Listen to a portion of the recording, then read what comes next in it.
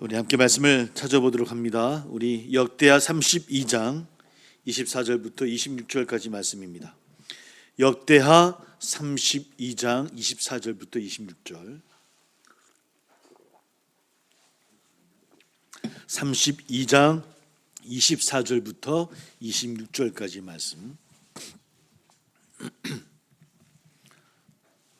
역대하 32장 24절부터 26절까지 말씀입니다. 우리 701쪽에 되겠습니다. 구약성경 같이 함께 봉독합니다. 시작. 그때 히스기야가 여호와께 기도하매 여호와께서 그에게 대답하시고 또 이적을 보이셨으나 히스기야가 마음이 교만하여 그 받은 은혜를 보답하지 아니하므로 진노가 그와 유다와 예루살렘에 내리게 되었더니 히스기야가 마음의 교만함을 뉘우치고 예루살렘 주민들도 그와 같이 하였으므로 여호와의 진노가 히스기야의 생전에는 그들에게 내리지 아니하니라. 아멘. 오늘은 역대하 중에 히스기야 왕에 대해서 이야기를 해보려고 합니다. 우리 말씀드렸던 것처럼 다윗, 또 여호사밧, 또 히스기야 이 정도가 그래도 좀 훌륭했던 왕이다라고 보통 이야기를 합니다. 히스기야의 왕의 아버지는 손대 왕은 그 아하스입니다. 보통 이제 악한 왕을 이야기할 때 아하스, 또 히스기야의 아들인 므낫세 이렇게 보통 대표적으로 이야기를 하고 있거든요. 아하스는 이제 바알 제사를 우상을 섬겼던 힘든 골짜기에서 늘 제사를 드리는데 그 아들을 인신 제물로 드릴 정도로 아주 그냥 우상에 빠져있던 그런 왕이었습니다. 성읍마다 산당을 세워서 이렇게 우상을 섬기게 했던 아수르에게 이제 점령을 여러 공격을 받기도 하긴 하지만 여러 상황 속에서 우상을 섬겼던 그런 아버지. 그 다음에 이제 히스기야 왕이 오르게 되어집니다. 히스기야 왕 우리가 계속 지금 몇 주째 살펴보고 있는 역대기에 나오는 왕들의 결론이라고 봐도 될 것 같습니다. 그 왕들 똑같이 어떤 모습으로 어떻게 해서 또 잘 되기도 하고 나중에 또 이렇게 또 잘 안 되기도 하고 여러 왕들을 살펴보았는데 또 전형적인 그런 모습을 갖고 있었던 그 훌륭한 왕이긴 하지만 또 그 전형적인 그 모습도 갖추고 있었던 것이 히스기야. 그래서 보통은 이 역대기에 나오는 왕들의 결론적인 그런 모습이 바로 이 히스기야 왕의 모습이기도 합니다. 25세 때 이제 왕이 되어집니다. 25세 때 그리고 29년을 통치하게 되어지고요. 그것이 이제 BC 715년. 그러니까 북이스라엘이 아수르에게 721년에 멸망을 당하거든요. 그러니까 지금 북이스라엘은 없는 상태입니다. 그래서 북이스라엘 사람들이 도망가기도 하고 또 많은 북이스라엘 백성들이 남유다로 내려온 상태. 그 상태에서 지금 이 히스기야 왕이 왕으로 세움을 받게 되어집니다. 아하스 같은 경우는 아버지 아하스 같은 경우는 이제 아수르를 의지를 합니다. 아직 남유다가 멸망당하지는 않았지만 아수르가 강대국이었기 때문에 늘 아수르에게 기대는 형태의 정치를 했던 왕이 그 아버지 아하스의 모습이었고요. 그러다 보니 우상 숭배 또 불의가 넘쳐나던 그런 남유다의 모습이기도 합니다. 부패와 타락, 정책 위기 그런 가운데 어쩌면 나라의 위기 가운데 강대국이 바로 눈앞에 있는 상태에서 히스기야 왕이 되어집니다. 근데 히스기야는 아까 말씀드렸던 것처럼 훌륭한 왕이라고 말씀을 드렸죠. 왕이 되자마자 여러 가지 많은 계획을 이루게 되어집니다. 우리 한번 32장을 한번 찾아보겠습니다. 32장. 32장 한번 29장부터 찾아볼까요? 29장 2절부터 한번 찾아볼게요. 그럼 29장부터 32장까지가 히스기야 왕에 대한 이야기인데 한번 29장 2절 한번 함께 읽어보겠습니다. 2절. 같이 읽습니다. 시작. 히스기야가 그의 조상 다윗의 모든 행실과 같이 여호와 보시기에 정직하게 행하여.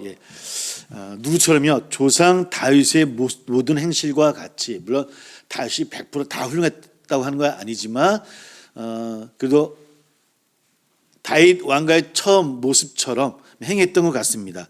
다윗의 길로 행했던 것이 여호사밧도 그런 얘기를 들었었죠, 그죠? 똑같이 이야기를 듣고 있고요. 다윗의 길을 행했는데 그 다윗의 길이 어떤 모습이었냐면 우리 한번 31장을 한번 넘어가 볼게요. 31장 20절, 21절. 20절, 21절. 그러니까 다윗의 길을 행했는데 그것이 어떤 길이었냐면 바로 31장 20절, 22절의 모습입니다. 같이 읽습니다. 시작. 히스기야가 온 유다에 이같이 행하되 그의 하나님 여호와 보시기에 선과 정의와 진실함으로 행하였으니 그가 행하는 모든 일 곧 하나님의 전에 수정 들은 일에나 율법에나 계명에나 그의 하나님을 찾고 한 마음으로 행하여 형통하였더라. 다윗의 길을 따랐지만 그 다윗의 길을 따랐다고 하는 것이 그저 부강하고 강한 나라를 이루었다라고 하는 것이 아니라 바로 선과 하나님의 의를 이루는, 그래서 하나님을 바라보는 하나님 나라를 이루려고 했던 것이 히스기야가 행했던 개혁의 모습이었다고 하는 겁니다. 그저 그냥 개혁해서 잘 살자, 부강한 나라를 만들어야 되겠다, 강대국이 앞에 있으니까 우리나라를 더 강하게 만들어야 돼, 이런 개혁이 아니라는 겁니다. 다시 하나님께로 돌아가는, 다시 하나님을 바라보았듯이 다시 하나님을 바라본 나라를 이루자라고 하는 것이 히스기야의 모습이었고요. 또 32장 23절을 볼게요. 그 결과가 어떤 결과가 되어졌냐면 32장 23절입니다. 같이 읽습니다. 시작. 여러 사람이 예물을 가지고 예루살렘에 와서 여호와께 드리고 또 보물을 유다 왕 히스기야에게 드린지라 이후부터 히스기야가 모든 나라의 눈에 존귀하게 되었더라. 그렇게 다윗의 길로 하나님 나라를 이루려고 했던 히스기야의 그 노력, 그 계획으로 인해서 어떻게 됐다고요? 이스라엘 백성들뿐만 아니라 주변까지 그 나라를 존귀하게 여겼더라라고 하는 것이 히스기야 개혁의 결과인 거예요. 그 영향력이 그렇게 펼쳐졌다라고 하는 겁니다. 바로 그런 이야기들이 이제 29장부터 32장까지 어쩌면 다른 왕들보다 많은 분량을, 굉장히 길게 분량을 차지하고 있을 만큼 중요하게 평가되고 있는 히스기야의 그런 개혁이기도 합니다. 아까 말씀드렸던 히스기야의 아버지는 아하스입니다. 사실 아하스 왕은 좀 어리석은 왕이다라고 평가를 많이 하기도 하고요. 또 굉장히 불의를 많이 행했던 왕이기도 합니다. 이 아하스 같은 경우는 어떻게 그 생각을 했냐면, 강대국 아수르가 북이스라엘을 멸망시키고 이제 제국의 형태를 갖고 있을 때 이 아하스는 그 아수르를 바라보면서 생각했던 것이, 아수르가 강한 나라가 된 것은 아수르가 섬기는 신이 강하기 때문이다라고 받아들인 거예요. 쉽게 얘기하면 그들이 그 아수르가 섬기는 그 신을 저런 모습으로 섬겼기 때문에 강한 신을 통해서 그가 강한 나라가 됐구나. 그럼 우리도 아수르가 행하는 것처럼 그렇게 하나님을 섬겨야 되겠다라고 생각한 거예요. 그래서 이방 사람들이 행하는 모습처럼 하나님을 섬겼던 거예요. 그래서 뭐 인신 제사도 드리기도 하고 산당을 세우기도 하고, 그 다메섹에 뭐 바알 신전을 세운 것처럼 똑같이 그런 신전을 만들면 하나님께서 기뻐하실 것이다라고 착각을 했던 겁니다. 그러다 보니 이 왕 한 사람의 착각을 통해서 그 남유다가 온갖 우상으로 그렇게 섬기면 하나님께서 우리나라를 강하게 해주실 것이다. 이것이 바로 이 아버지 아하스의 실수였다고 한다면, 다행히도 히스기야는 그것을 좀 깨달았던 것 같아요. 그래서 알고 있었고 그것이 얼마나 잘못된 일인가를 그가 다시 돌이키고 그가 왕이 되자마자 그는 개혁을 시작을 합니다. 다시 한번 앞으로 가볼게요. 천천히 가보겠습니다. 29장 3절입니다. 3절 읽어볼게요. 29장 3절. 왔다 갔다 좀 정신 없으시지만 나중에 꼭 한번 대회를 가셔서 한번 말씀 또 찬찬히 한번 꼭 읽어봐 주시길 부탁을 드릴게요. 29장 3절 같이 읽습니다. 시작. 첫째 해 첫째 달에 여호와의 전문들을 열고 수리하고. 그러니까 히스기야 왕이 첫째 달, 그죠? 무슨 말이겠습니까? 옛날 성경에는 원년 정월이라고 되어 있거든요. 그러니까 왕이 됐던 그 해 첫 달이라고 하는 거예요. 그러니까 왕이 되자마자 히스기야 왕이 가장 먼저 행했던 일이 뭐냐면 여호와의 전문들을 열고 수리했다는 거예요. 성전의 문을 열었다는 거예요. 무슨 의미겠습니까? 지금까지는 성전문이 닫혀 있었던 거예요. 바알신을 섬기듯이 온갖 성읍에 산당을 세워놓고 거기서 하나님을 섬기면 하나님이 기뻐하실 것이라고 생각했던 것이 지금 유다 땅의 모습이었던 거예요. 그런 모습을 보았던 히스기야는 왕이 되자마자 그 첫 달에 뭘 했다는 거예요? 성전문을 열고 성전을 다시 수리했다라고 하는 겁니다. 또 4절을 한번 읽어볼게요. 같이 4절 5절 같이 읽어봅니다. 같이 시작. 제사장들과 레위 사람들을 동쪽 광장에 모으고 그들에게 이르되 레위 사람들아 내 말을 들으라. 이제 너희는 성결하게 하고 또 너희 조상들의 하나님 나 여호와의 전을 성결하게 하여 그 더러운 것을 성소에서 없애라. 그러고 나서 행했던 것이 제사장과 레위인들이 제 위치에서 역할을 하도록 하고, 그리고 뭘 어떻게 했다고요? 성결하라. 너희부터 성결하라는 겁니다. 그러니까 히스기야의 개혁, 하나님 앞에 개혁이라고 하지만 하나님께 돌아가는 과정이잖아요. 그 과정 속에 그가 가장 먼저 했던 것은 성전의 문을 열고, 성전의 문을 열 때는 뭡니까? 하나님을 바라보도록 행했다는 겁니다. 그리고 가장 우선했던 것이 제사장과 레위인들에게 너희부터 먼저 성결하라. 자기 자신부터 먼저 성결하고 그리고 나서 백성들을 향하는 것이 우선이라고 봤다는 거예요. 이게 바르지 않겠습니까? 성경을 보면 답이 나와 있어요. 무엇부터 시작해야 되는지가, 어떤 것부터 행해야 되는 것이 개혁이고 그것이 하나님 어떤 것을 기뻐할 것인가, 히스기야는 그걸 잘 알고 있었고요. 그래서 그 제사장들의 그룹들, 당연히 히스기야 왕도 마찬가지 아니었겠습니까? 그죠? 그리고 제사 제도를 바로 세웁니다. 30장 24절입니다. 한번 읽어볼게요. 30장 24절. 30장 24절입니다. 읽어볼게요. 같이 시작. 유다 왕 히스기야가 숫송아지 1000마리와 양 7000마리를 회중에게 주었고 방백들은 숫송아지 1000마리와 양 10,000마리를 회중에게 주었으며 자신들을 성결하게 한 제사장들도 많았더라. 그래서 여러 과정을 거친 다음에 이제 두 번째 절기 때 제사를 드리는데, 제사는 제물을 드리는 거잖아요. 근데 당연히 어려운 때라 가난한 백성들이에요. 그래서 왕이 먼저 자신의 재산으로 제물을 마련해요. 자신의 것을 먼저 내놓아요. 그래서 백성들이 그로 인해서 제사를 드리도록, 이런 제물을 드렸고 제사를 드린다는 건 무엇이겠습니까? 그 제물은 제사장에게도 가겠지만 또 누구에게 가게 되어지는 거예요? 가난한 자들에게도 나누어지는 거예요. 누가? 왕부터, 히스기야 왕부터. 그러고 나서 어떻게 했다고요? 방백들은 숫송아지 1000마리. 왕이 그러니까 누가 또? 방백들이 누굽니까? 시키면 신하들입니다.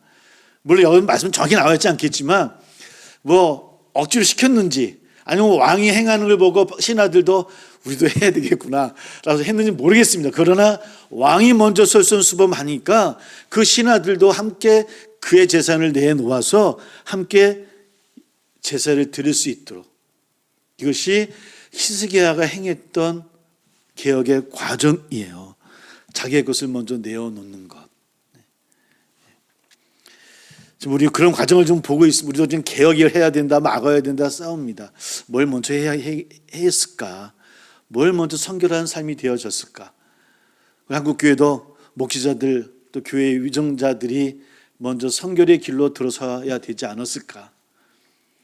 아니 어쩌면 많이 모여서 함께 예배드리고 막 그 광장에 모이는 것이 우선이 아니라 어쩌면 목회자들이 더 먼저 금식하며 기도하는 장을 마련했으면 얼마나 더 좋았을까.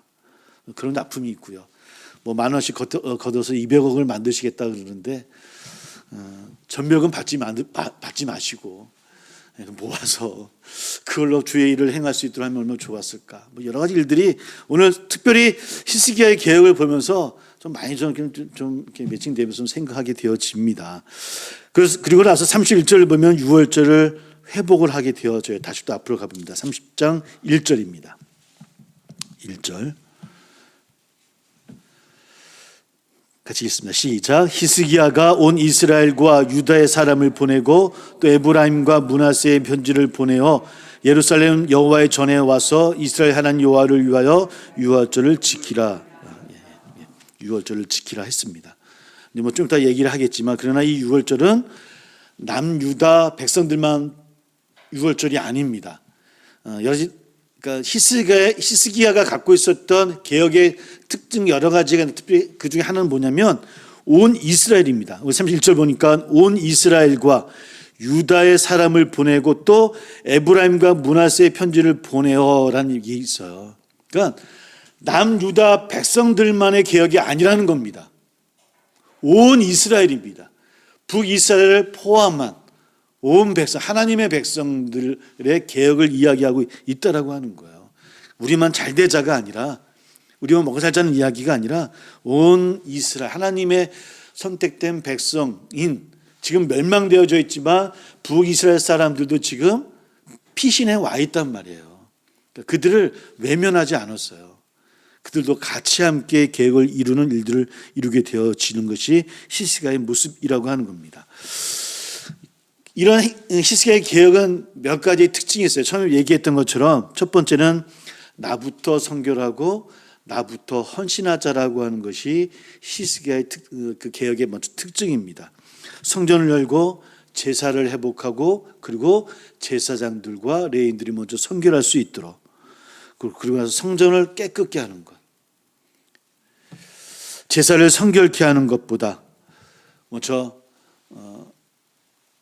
그 제사를 이루는 사람들, 제사장들이 먼저 성결해야 된다라고 하는 것.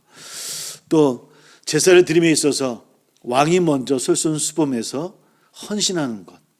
이런 모습들이 히스기야의 첫 번째 특징이기도 하고요. 두 번째는 좀 전에 말씀드렸던 것처럼 온 이스라엘, 온 회중입니다. 그러니까 29장부터 32장까지 쭉 읽어보시면 가장 많이 나오는 단어가 뭐냐면 온 이스라엘이라는 단어입니다. 많이 나옵니다. 온 이스라엘. 그러니까 히스기야는 그것을 의식을 하고 있고 또 가지고 있는 것 같아요. 그러니까 나만의 개혁이 아니라 우리만, 유다 지파만이 아니라 온 이스라엘이 함께 하나님 앞에 바로 서고자 했던 것이 히스기야가 갖고 있던 생각입니다. 우리의 기도도 그래야 됩니다. 우리가 기도를 하고 나의 자신을 위해서 기도하고 우리 교회를 위해서 기도하지만 또 우리의 기도가 또 우리 모든 우리 한국 교회를 위해서 또 이 땅의 모든 백성들을 위해서 기도하는 그런 기도의 열매들이 되기를 주의 이름으로 소망합니다. 그래서 하나의 그루터기의 기도가 될 수 있도록 우리 사랑 성도님들의 기도가 그런 기도가 됐으면 참 좋겠습니다. 바로 그런 특징이 있었던 것 같아요. 그러면 30장 25절을 한번 다시 한번 볼게요. 25절입니다. 30장 25절. 3장 25절 같이 시작. 유다 온 회중과 제사장들과 레위 사람들과 이스라엘 온 모든 회중과 이스라엘 땅에서 나온 나그네들과 유다에 사는 나그네들이 다 즐거워하였으므로. 그러니까 모두가 다 즐거워하는데 누구도 포함되냐면 이스라엘 땅에서 나온 나그네들과 유다에 사는 나그네들. 이게 무슨 말인가 하면 아까 얘기했듯이 이스라엘 땅에서 나온 나그네는 누굽니까? 북이스라엘 백성들이 피신해 온 것이고, 그러면 유다에 사는 나그네들은요 원래 그 땅에서 살던 이방인들, 가나안인일 수도 있을 것이고 원래 있었던 그 나그네들. 그러니까 유다 백성은 아니지만 나그네라고 여겨졌던 사람들. 어떤 신학자는 이 나그네들을 지금의 말로 바꾸면 난민으로 바꾸면 좋겠다라고 얘기를 하시더라고요. 좀 뭐 괜찮은 번역인 것 같아요. 특히 난민이든 뭐 이웃 사람이든 간에 나만의 행복이 아니라 온 이스라엘을 위한, 그래서 나그네와 이방인들까지도 포함된 개혁이었다라고 하는 겁니다. 이것이 히스기야의 개혁이에요. 그 목적이 뭐였냐? 처음에 말씀드렸던 것처럼 부강한 나라, 강한 나라가 아닙니다. 어떤 나라? 하나님 나라. 우리가 하나님 나라로 다시 세워지자라고 하는 것이 히스기야의 목적이었던 모습이고요. 물론 이 개혁도 다 찬성한 건 아닙니다. 30장 5절을 쭉 이하를 읽어보고 찾아볼게요. 하면 10절입니다. 10절. 30장 10절. 10절, 11절 같이 읽어볼게요. 같이 시작. 보발꾼이 에브라임과 므낫세 지방 각 성읍으로 두루 다녀서 스불론까지 이르렀으나 사람들이 그들을 조롱하며 비웃었더라. 그러나 아셀과 므낫세와 스불론 중에서 몇 사람이 스스로 겸손한 마음으로 예루살렘에 이르렀고, 그러니까 히스기야의 이 개혁에 대해서 그 나그네라고 이야기했던 북이스라엘 사람들이 다 찬성했던 건 아니에요. 그러니까 비웃었던 사람도 있었고 조롱하던 사람도 있었어요. 그러나 그 가운데는 진실했던 사람은 그 말씀에 겸손히 받아들이고 함께 계획을 이루어 나갔던 것. 그러니까 히스기야가 얘기했다고 해서 모든 일이 다 순탄하게 잘 됐다는 건 아닙니다. 어려움이 없었겠습니까? 몇십 년을 우상 숭배를 섬겼던 그 나라가 왕 한 사람의 말 한마디에 계획을 할 거야 라고 해서 백성들이 순순하게 다 따르지는 않았을 거예요. 그 방백들이 순수하게 자기의 재물을 그냥 내놓았겠습니까?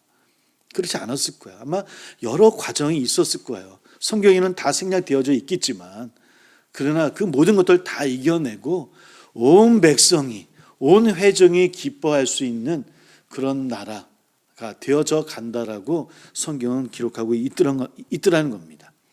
당연히 그것은 히스기야가 혼자 행한 것이 아니라 다 함께 행했던 일이었기 때문일 겁니다. 백성들도 함께 했을 것이고 또 신하들도 마찬가지고, 그렇게 모두가 함께 기도하고 함께 나아갔던 모습들, 이런 과정 속에서 히스기야는 개혁들을 이루어 나가요.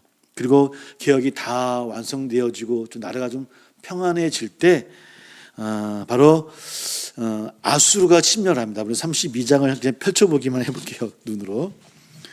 아마 그 제목이 이렇게 됐을 겁니다. 아수르 군대가 예루살렘을 위협하다라고 해서 성경이 아마 시작되어질 거예요. 그러니까 그런 개혁들을 다 이루고 나서 나라가 좀 평안해졌어요. 그 위에를 보면 이렇게 되어 있습니다. 31장 21절을 보면 그가 행하는 모든 일 곧 하나님의 전에 수정드는 일에나 율법에나 계명에나 그의 하나님을 찾고 한 마음으로 행하여 형통하였더라. 그러니까 형통하게 되어졌을 때 아수르가 침략을 행하게 되어집니다. 그러니까 우리 역대기에는 그 과정이 정확히 나와 있지 않지만 이제 그 열왕기서를 읽어보면 그 과정이 이제 여러 가지 과정들을 좀 자세히 좀 다루고 있습니다. 아수르 침략이 있었을 때 좀 조롱을 해요. 아수르의 사내들이, 그 왕이 뭐라고 조롱을 하냐면, 다른 나라보다 그랬겠지만 너의 신이 너희를 구할 수 있을 것 같으냐? 너의 신은 그러지 못할 거야. 이런 식으로 계속해서 유다 백성, 유다 왕을 조롱을 해요. 그러니 당연히 히스기야와 백성을 할 수 있는 게 뭐가 있었겠습니까? 하나님 앞에 기도하는 수밖에 없어요. 당연히 강대국입니다. 군사력으로 모든 면에 있어서 싸우면 이길 수 없는 나라예요. 아수르는 그 상태, 그 당시에는. 그러니까 히스기야는 할 수, 하나님 앞에 나와 또 기도할 수밖에 없고요. 하나님의 도움으로 그 전쟁을 이기게 해 주셔요. 이기게 해 주십니다. 전혀 그 사내들입의 조롱에 열왕기서를 읽어보면 대꾸를 안 했다고 그래요. 히스기야도 그 신하들도 대꾸도 안 하고 하나님 앞에 나와 기도를 하고, 그때 이사야가 히스기야 왕 때 이사야와 미가가 활동했던 그 선지자인데, 이사야가 히스기야 왕한테 와서 예언을 하게 되어지죠. 이게 해줄 것이다. 그 예언대로 아수르 18만 명이 아침에 일어났는데 지들끼리 싸우다가 그냥 멸절을 하게 되어지고, 사내들입 왕도 이사야가 예언을 하거든요. 죽임을 당할 것이다. 어디서 죽임을 당하게 되면 다시 돌아가서 자기가 섬기는 그 신의 신전에서 어떤 신하의 칼에 찔려 죽게 되어지는 것이 열왕기서를 읽어보면 자세히 그 과정이 나오게 되어집니다. 이런 과정을 거치게 되어져요. 그러니까 형통하게 되어지고 계획을 다 거친 다음에 아수르의 침략이 있었지만 하나님의 도우심으로 또 그 나라를 지키게 되어집니다. 그런 상태에서 뭐 나라는 평탄할지 모르겠지만 히스기야가 이제 중병에 걸려지게 되어져요. 우리 32장 한번 찾아볼게요. 32장 24절입니다. 24절. 우리가 오늘 함께 읽었던 말씀이죠.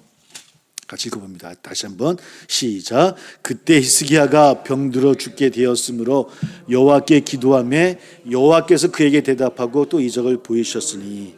예. 빠르게 히스기야의 계획을 말씀을 드렸습니다. 그리고 나서 히스기야가 병이 듭니다.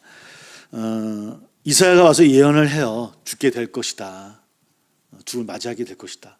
그런데 하나님의 말씀대로 히스기야가 예언을 했음에도 불구하고 히스기야에게 얘기를 했음에도 불구하고 히스기야가 안 들어요. 그 하나님의 선지자의 말을 인정을 안 합니다.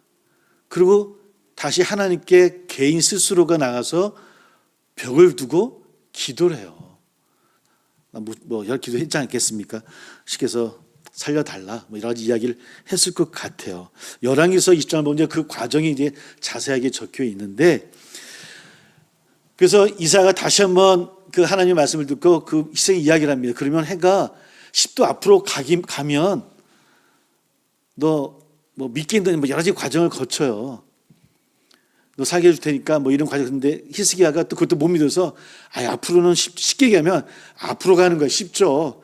뒤로 가게 해주세요. 이런 것부터 쉽게 얘기하면. 그래서 해가 10도 뒤로 가요. 뭐 이런 과정, 그런 하나님의 말씀과 하나님의 그 기적의 이야기들을 눈으로 보고 나서야 하나님의 은혜를 받아들이고 치유가 되어져요. 그리고 나서 몇 년을 더 살게 되어지냐면 15년을 더 살게 되어지잖아요. 이렇게 됩니다.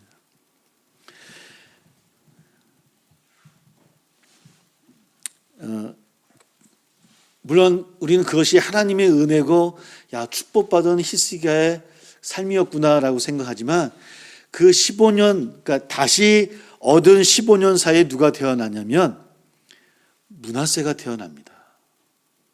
므낫세는 이스라엘 왕 가운데 가장 악독한 왕 가운데 한 명이에요. 얼마나 악독하냐면 다시 우상을 들어오게 되어지고 흰놈 골짜기에서 자기 아들들을 불구덩이 속으로 걸어가게 해요. 그래 죽여요. 그러니까 자기 아들도 생명으로 여기지 않았던 왕이에요. 그러니까 자기의 이익을 위해서는 뭐 가족도 신하도 백성도 필요 없었던 온갖 제약을 행했던 왕이 므낫세예요. 나중에 열왕기 23장을 읽어보면 한번 찾아볼까요? 23장 26절. 열왕기하 23장입니다. 23장 26절 말씀을 읽어볼게요. 26절. 열왕기하 23장 26절 같이 읽어봅니다. 같이 시작. 그러나 여호와께서 유다를 향하여 내리신 그 크게 타오르는 진노를 돌이키지 아니하셨으니 이는 므낫세가 여호와를 경노하게 한 그 모든 경노 때문이라. 그러니까 유다를 향하는 진노가 하나님이 가득하신 거예요. 그러나 하나님은 사랑의 하나님이시니까 돌이킬 수도 있을지 모르겠는데 누구 때문에 더 행하셨다고요? 므낫세의 죄 때문에. 그러니까 그 죄가 얼마나 컸던지 하나님의 경노가 더 커졌던 거예요. 므낫세의 그 행하는 일들 때문에. 그 정도로 어쩌면 악독한 왕이 바로 히스기야의 왕의 아들이었던 므낫세예요. 근데 그 므낫세는 언제 태어났다고요? 므낫세가 왕이 됐던, 므낫세가 굉장히 오랫동안 왕이 올라 있어요. 55년이에요. 15세 때 왕이 되어져요. 15세 때. 그러니까 므낫세가 죽고 나서 왕이 되어지잖아요. 그러니까 언제 태어난 겁니까? 므낫세가 하나님의 은혜를 받은 다음에 태어난 거예요. 다시 한번 앞으로 가봅니다. 히스기야가 이사야를 통해서 너는 그 병으로 죽게 될 것이다라고 하는 예언을 들어요. 만약에 히스기야가 하나님, 제가 여기까지인가 봅니다. 제가 열심히 행했고 부족한 것도 많았지만 하나님 부르시니 하는 저는 이곳에서 스톱하겠습니다. 만약에 그랬다고 한다면, 이건 만약입니다. 만약 그랬다고 한다면 므낫세가 안 태어났을 것 같은 거예요. 모르겠습니다. 또 어떤 왕이 되었는지 모르겠지만. 그래서 어땠을까? 남유다는 어떤 나라가 되어졌을까? 물론 이건 결과론적이긴 하지만 한 사람의 그 욕심과 욕망이, 물론 그의 자기 생명에 대한 욕심이긴 하지만 그래도 선지자를 통해서 주신 말씀임에도 불구하고 받아들이지 아니하고 내가 한번 하나님께 한번 직접 해보겠다고, 이겨보겠다고 했던 그 작은 욕심이 그 남유다가 더 큰 아픔의 나라로 갈 수 있었던 시작이 아니었을까.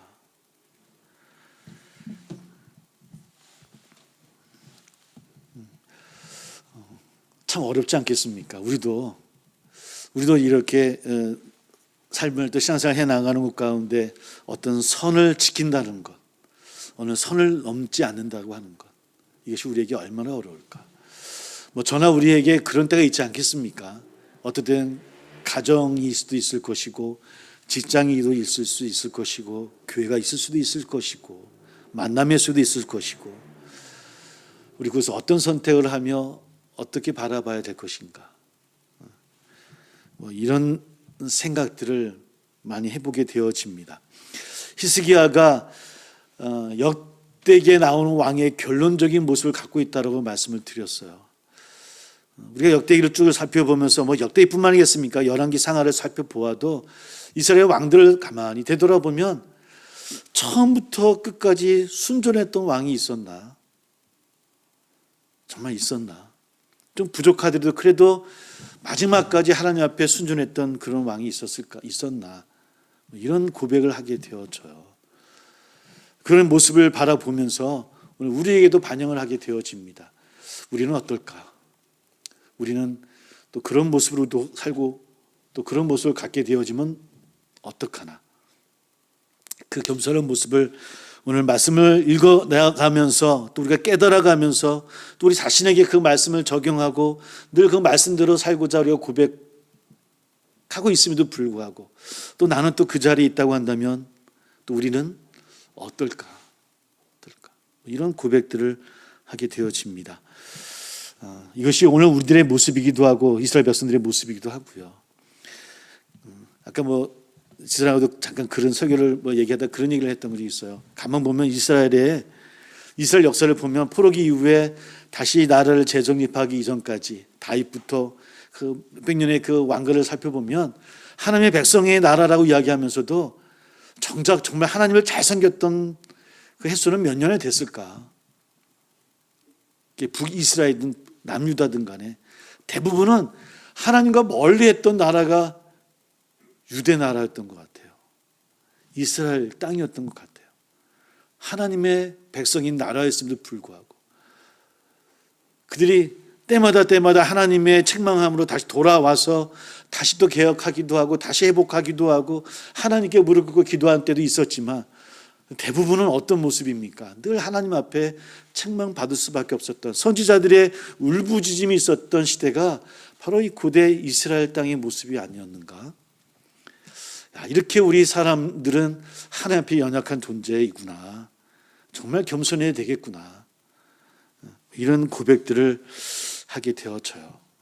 저도 모르겠습니다. 저도 세월이 지나가고 좀 더 좀 올라가 그러면 고집도 세질 것이고 감히 나한테 이렇게 될지도 모르겠지만 우리 모두도 그렇게 되어지지 않을까? 좀 더 겸손하게 우리는 말씀을 보면서 특별히 이스라엘 왕들의 모습을 보면서 나 자신도 자신해서는 안 되겠구나. 우리 모두가 나 자신에게 자신해서는 교만의 모습으로 갈 수 있겠구나라고 하는 그런 고백을 하게 되어지고요. 그래서 늘 끝까지 주님 앞에 설 때까지 내가 죄인임을 잊지 않는 것. 이것이 우리 그리스도인들이 늘 잊지 않아야 될 마음들이 아닐까. 그리고 끝까지 그러므로 우리가 행할 수 있는 것은 끝까지 하나님 앞에 은혜를 구할 수밖에 없는 존재라고 하는 것. 그래야 그 은혜로 살아가는 것이 바로 그리스도인의 삶이라고 하는 것.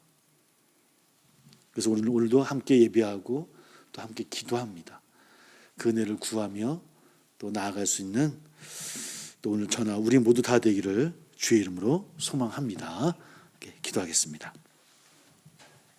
우리가 끝까지 믿음으로 성찰하며 순종할 수 있는 우리 되기를 소망합니다. 그래서 우리 왕들의 이야기를 바라보면서 다시 배우고 다시 다짐할 수 있는 우리가 되면 어떨까? 우리가 기도하면서 또 개인의 기도 제목도 있는 줄 압니다. 또 이런 기도 제목 함께 기도하는 시간 되기를 소망하겠습니다. 주여 함께 고백하며 기도합니다.